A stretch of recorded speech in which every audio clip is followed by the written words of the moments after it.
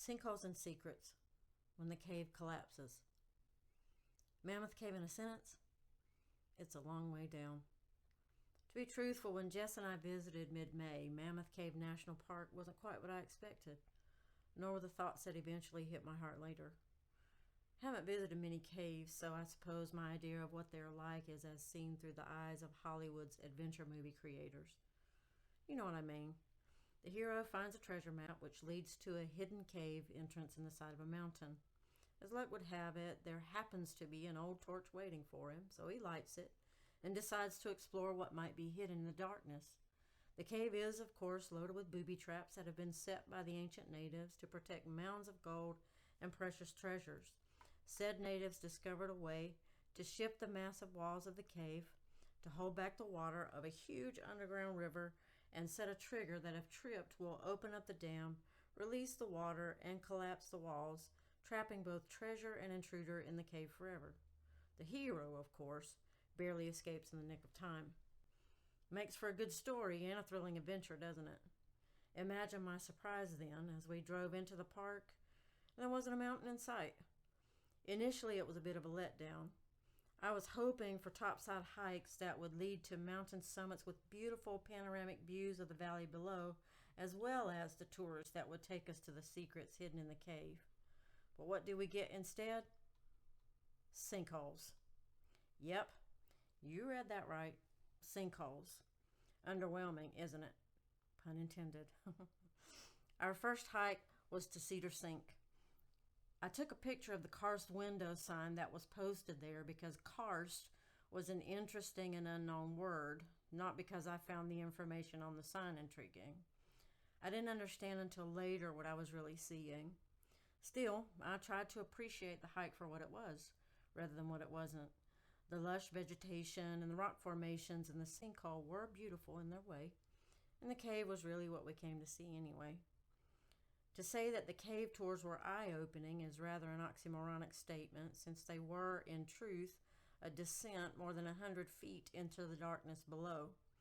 As we turned and twisted through narrow crevices in the rock, down hundreds, yes hundreds, of stairs, I could not help but think that once we got to our destination at the bottom, we would eventually have to make our way back up. Would the view be worth the descent? If I'm honest, had we only done the tour on that first day, I'd have to say, not so much. I mean, in my estimation, if you've seen one stalactite or stalagmite, you've seen them all. Yeah, that whole first day, the big sinkhole topside, the massive rock room below,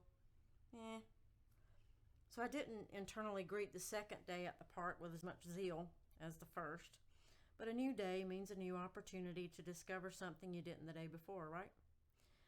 I wouldn't necessarily say it was an earth-shattering experience, but possibly groundbreaking. If you'll permit me to wax nerdy for a paragraph, you knew it was coming. I eventually learned that Mammoth Cave is in what is known as a karst landscape. In a karst landscape, caves are formed from two things: soft rock and water, more specifically rainwater. The rainwater takes on chemicals from the atmosphere and becomes slightly acidic. The plant material on the surface of the ground also aids in the process as it decays and produces carbon. As the carbon seeps through the soil, it picks up the decaying matter, forming carbonic acid.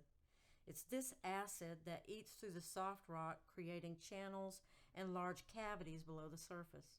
Years later, voila, the result is a cave. Fellow nerds may visit the links that I've provided in the written blog.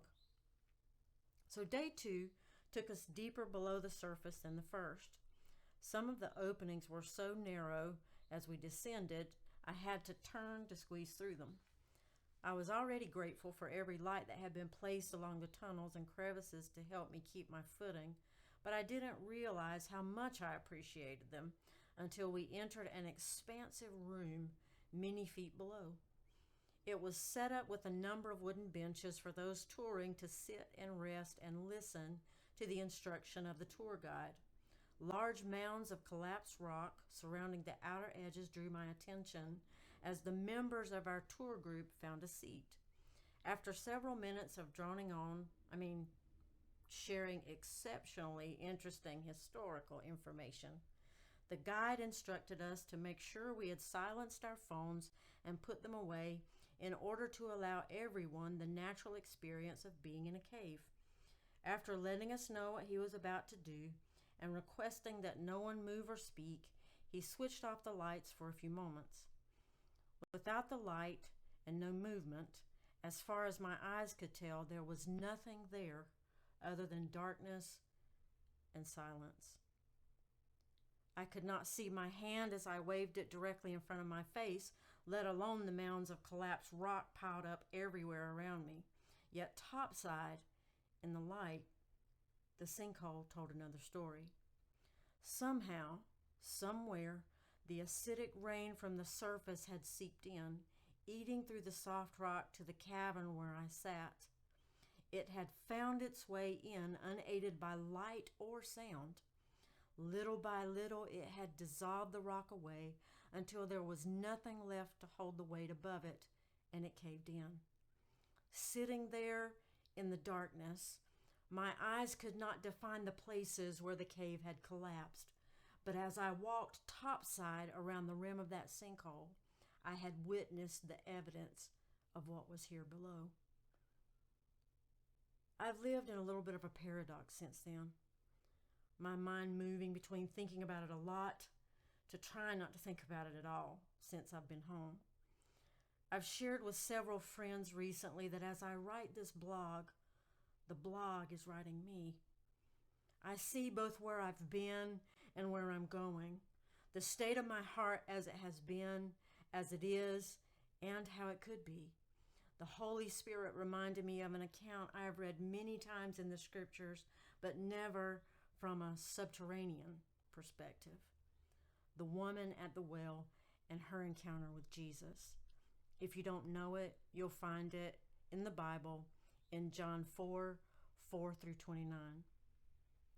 It has occurred to me that the heart of this woman ran as deep as the well she was drawing from, as did her mental and emotional pain. Having had 5 husbands, she had been both loved and disregarded many times, labeled and rejected by society. Many disappointing life experiences had seeped into the depths of her soul, slowly eating through her heart. As she arrived at the well, she was still moving through the ordinary living of life, doing what needed to be done to survive. Avoiding their silent judgment, she came to the well hours after the other women in the village met there. Though involved in another relationship, she was still walking in the dark, unseeing and unseen. Yet the sinkhole revealing a collapse in the recesses of her heart was quite obvious to Jesus. He'd seen her and known everything about her before she ever encountered him, and still he pursued. Many expositions have been written and sermons preached about Jesus being the living water who fully satisfies. It was and is his testimony of himself, and I am profoundly grateful. But that isn't what has wrecked me as I've meditated on this encounter. It's the words of the woman as she is sharing the encounter she has just had with Jesus. Come see a man who told me all I ever did. John 4:29 in the English Standard Version. As I considered it, at first, I was rather puzzled. Hey y'all, I just met a man that repeated back to me every sordid, shameful thing I ever did. You really need to meet him. What? Yes, said no one in the history of ever, before or since. How could she possibly say that, and why would she want to? Because there is just something about Jesus in the way he loves. There's something about the way he comes to us in our darkness, in our secret, silent pains. The way he understands how the circumstances of life, our own insecurities, and our disappointments in failed relationships have weighed us down and brought our hearts to a point of collapse. In spirit and in truth, he comes, knowing exactly who we are and where we are. He loves us right there. He accepts us as we are, our obvious failings, our secret sins. Still, he pursues. Though it is a long way down, he comes and sits and engages us in honest conversation, revealing a better way, offering hope, because that's who he is. Christ in us, the hope of glory. I'm captivated by that.